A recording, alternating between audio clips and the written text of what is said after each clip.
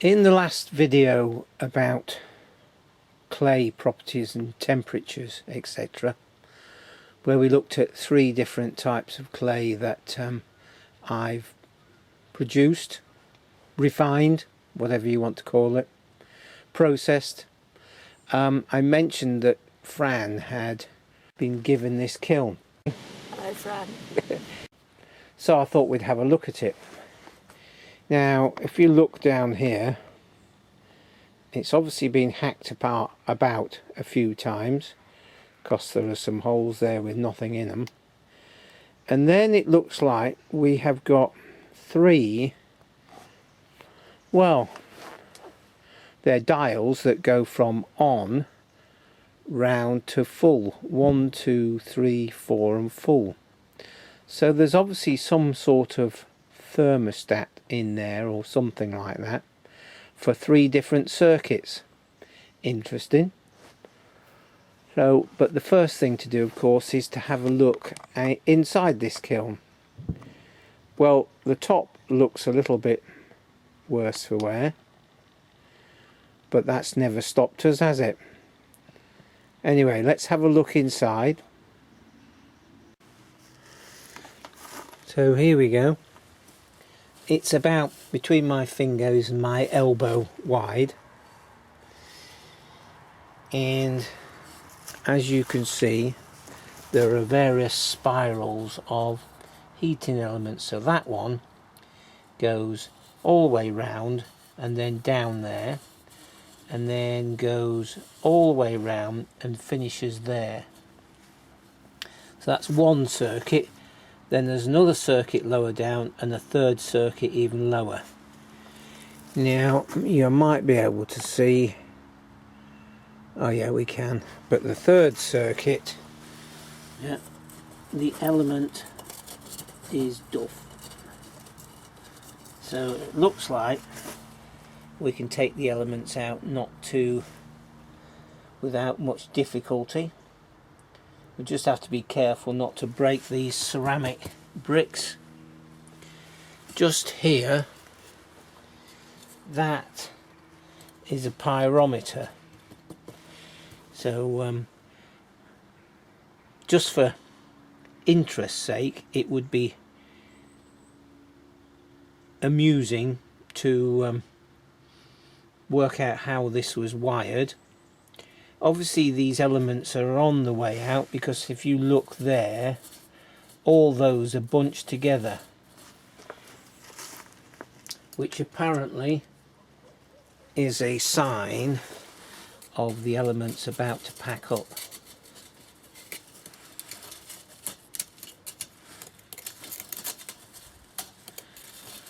So Kevin was telling me, and Kevin was the much thanks, Kevin, again for those test pieces. Alright, so now that's interesting. Did you see that? You probably didn't. Let me have a look. Where are we? The elements are held in with staples. Very interesting. Yeah, so you've got to remove the element in a specific way. How many staples there are, I'm not sure, and where it goes, but yeah, it went down in there into the brick, and there's a couple of little holes there. So maybe it's just on the way when you get a bend. So I wonder if there's a staple here. It looks like there is. There is. Are we still getting this?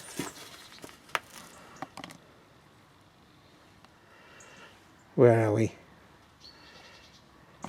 That's that one. And down there, on that bend, there's another staple. So it looks like whenever the element changes angle, there's a staple driven into the bricks. Okay, very interesting. That's probably a bit chaotic, that bit of footage, but I think we'll leave it in. because we're just experimenting. Right, and then whilst we're here, the lid is not brick, it is ceramic fibre, and it's starting to suffer a bit. So what I think I'll do is I'll take a leaf out of Simon Leach's book, as it were, and I shall get some of this element and poke it through there and there and bring it out on the top and twist it together just to hold those in place. That's the first layer that seems to start falling apart. And these things here, yeah, we can see, yeah, these things here have got a screw that goes all the way into through the top, but what's the betting that any thread that's in there is well and truly seized up? But they're loose, so we're going to have to do something. Yeah, let's just have a look on the top.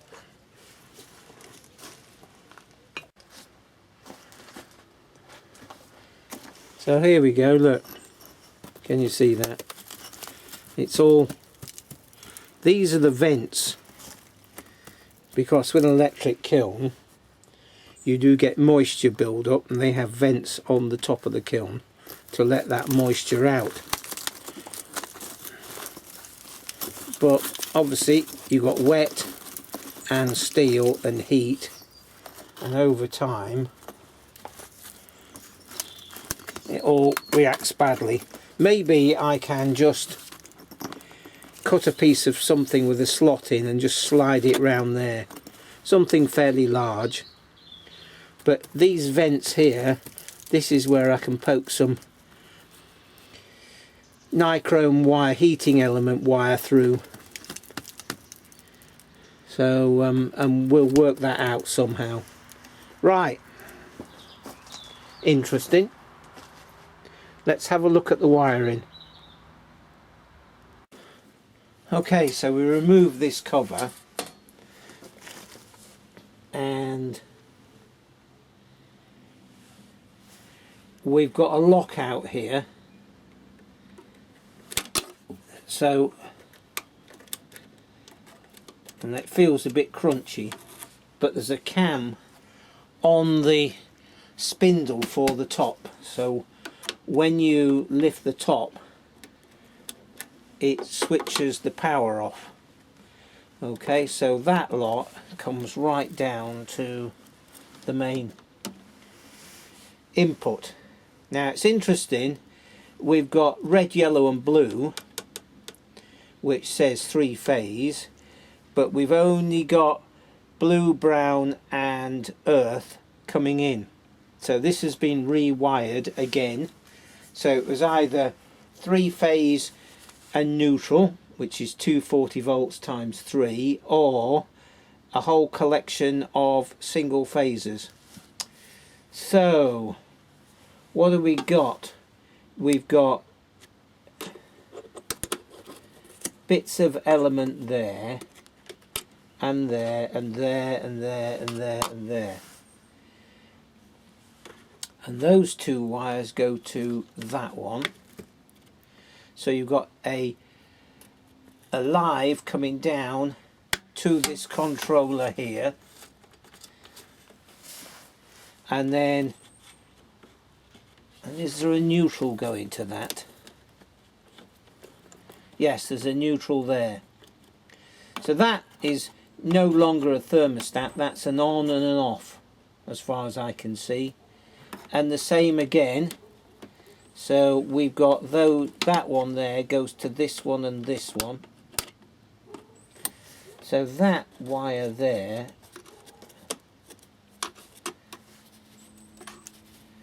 let's have a dig around. That wire goes into there, and then this wire goes into there. Interesting, although yeah, the whole spiral that top element did go round 3 times and then come out. There were no other elements there. So that's all it is. And I suppose it's the bottom one that's duff. So yeah, you could again use this on lower wattage and for a longer time. But look, interestingly here we have a pyrometer that looks like it's duff. Yeah, it is. Okay, the connection's broken, but that pyrometer there goes into the main cable. So there should have been a controller with this, and this big 3-phase, no, not 3-phase, actually it is, that's a 3-phase plug, but I'm not sure how it's wired. That would have plugged into a controller on the wall. There you go, very interesting. But of course, you know, the pyrometer feeds the temperature reading to the controller, and then the controller's set for a certain amount of X temperature and a certain amount for the next temperature, etc. So there's a bit missing from this anyway. The controller's missing,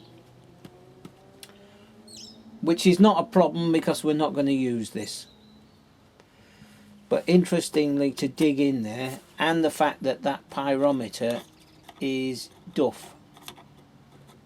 Yeah, you could see that the little fine wires that go from this block, are we seeing? And let's zoom in a bit. Where's the pyrometer? There it is. The little fine wires that go from this block into the pyrometer are just all loose. Yeah, so this has had its day, but not when we get hold of it. So I'm going to take the elements out. All this lot here I can just ignore and we can just leave it. Let's zoom back out again. We just leave all that lot. There's no point taking it off. Besides, the top of this box here supports the hinge. But I think I'll just remove this cable because there's no point having that there. And then we'll crack on. Anyway, interesting. So I know you're asking, how on earth are you going to convert this to gas?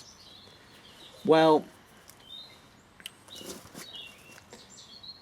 let's have a look. Okay. So I've trimmed, there we go. I've disconnected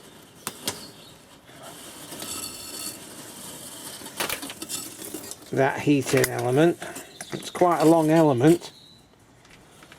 We'll see what the resistance is of that shortly. So what I thought was, on this side here there's an inspection hole there and an inspection hole there.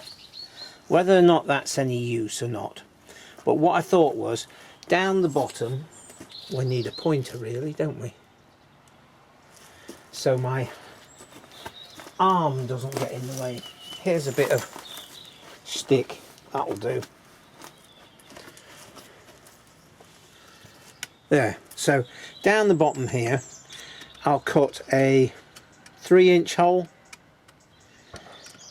cut a square out the outside and then cut through this block, which is not difficult because it's a bit like Aero chocolate bar. Yep. So then at this level here, down the bottom, what we'll do is we'll have, let me just see if I can put some things in place. This is just pretend, alright? We put a brick there and a brick there.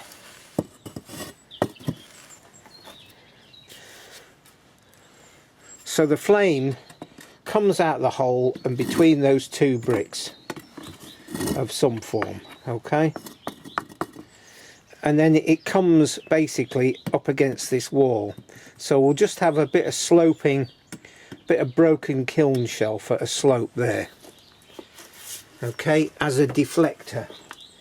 Now with this kiln we got a couple of kiln shelves, so we can butt that up against there and cut a piece off there like that, okay, and then so the flame comes underneath here and up. I think this is a bit high, it could be a bit lower, but it comes up here and it comes up and then down, so we can have another kiln shelf here. But between these two kiln shelves in this side wall, here, we'll have another opening about 4 inches in diameter, and that will be the chimney. And then I can fabricate a 4-inch piece of pipe that comes up the side with a gradual elbow on the bottom, and that will be the chimney. And it won't need to be much higher than the height of the kiln, and maybe a bit of mesh sort of protecting that so you don't burn yourself against it. And that, as far as I can see, is that. Yeah, we might have to cut some more spy holes and a different hole for the pyrometer probe, but it's not rocket science. But of course, amongst everything else, we just need to repair this lid. And now, because I've taken that element out, we do have some more nichrome wire to fix that. Before we finish, I'm just going to get the multimeter and we'll find out what the resistance of this element is. I'm imagining it will be something like 18, that'll be 3 kilowatt, 18 ohms. Get back to you in a moment.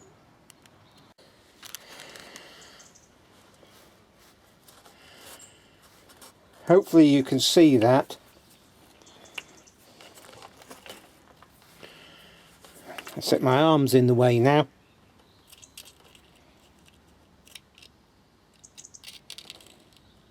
$19.4. Okay, maybe you can't see it. 19.2, 19.4. Right, which is what we thought.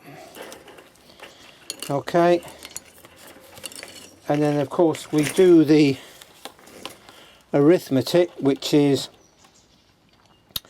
240 times 240 divided by 19.4 equals 3 kilowatt, 2969 watts. So each element's 3 kilowatt. Okay, so if all these elements are the same size, then this is a 9 kilowatt kiln. But what does it say on the label? Let's have a look. Okay, well it says 240 volts, so it doesn't say 240 volts and neutral. Right, phase 1 plus N plus E. Yeah, okay, and the load is 7 kilowatt, so they must be variable load elements, one assumes. There you go, 1300 degrees again. Right, comments and discussion would be always welcome, and any ideas, extra ideas, even better. But we've got a plan and we'll just go as far as we can see, and then after that we'll see how far we can go. Catch up with you soon. Cheers.